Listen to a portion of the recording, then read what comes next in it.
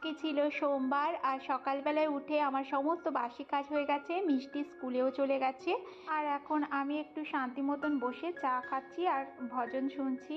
এই গানগুলো সকালের টাইমেই হয় সীমারু টিভিতে, আমি প্রত্যেক দিন চালিয়ে দিই।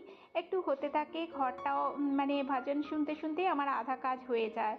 এদিকে একটু সরু চাকলি বানাচ্ছি, গোলা রুটি যেটাকে বলে। আজকে মিষ্টির বাবা 12টার ডিউটি যাবে, ওই জন্য ভাবলাম এই গোলা রুটির মতনই করে নিই। আটা আর ওটস দিয়ে বানালাম এটা, আর গুড় দিয়ে খেয়ে নেব আমরা দুজনে। আজকে কিছু লাঞ্চের বানিয়েও রাখিনি, এখন স্নান করে পুজো দিয়ে এসে লাঞ্চ বানাবো, তাই তাড়াহুড়ো করছি। মিষ্টির বাবাকে দিয়ে দিলাম, এখন আমি স্নান করে পুজো দিয়ে তারপর খাবো। আর গতকাল একটু গুড় পিঠে এনেছিল, সেটাই রাখলাম পাশে। চলে এসেছি, আমি স্নান টান করে মানে রান্না বসিয়ে দিলাম, কারণ খুব তাড়াহুড়ো। মিষ্টির বাবার 12টার ডিউটি থাকলে আমার খুব তাড়াহুড়ো থাকে।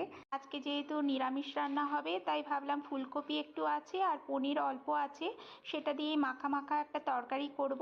ওই আদা, একটু টমেটো পেস্ট, একটু কাজু, হলুদ, লঙ্কা, ঘরোয়া যা যা মশলা, হলুদ মানে জিরে গুঁড়ো, হলুদ তো দিয়েছি, একটু ধনে গুঁড়ো, এইসব দিয়ে মাখা মাখা তরকারি করলাম। আর কুকারে বসিয়ে দিয়েছিলাম প্রথমেই একটু পোলাওর মতন, কুকারেই করে নিলাম, যেহেতু অনেকটাই বেলা হয়ে গেছে, মিষ্টির বাবারও তাড়া লাগে। সবচেয়ে বেশি আমার একদম হেডেক হয়ে যায় এই 12টার মধ্যে সব কিছু রেডি করা, সংসারে সমস্ত কিছু রেডি করা আমার কাছে অনেকটাই কঠিন হয়ে যায়। তাও হয়ে যায় সময় মতন, এটাই আমাদের মহিলাদের একটা গুণ, আমরা সব কিছু সময়ের মধ্যে করে নিতে পারি। এই যে হয়ে গেছে, মিষ্টির বাবাকে এখন দিয়ে দিচ্ছি, আর মিষ্টির বাবা খেয়ে দিয়ে ডিউটি চলে যাবে, তারপর আমি এডিট করতে বসবো। আর আজকের ভিডিওটা এই পর্যন্তই। কেমন লাগলো ভিডিওটা অবশ্যই কমেন্ট করে জানিও। আজকের মতন বাই বাই।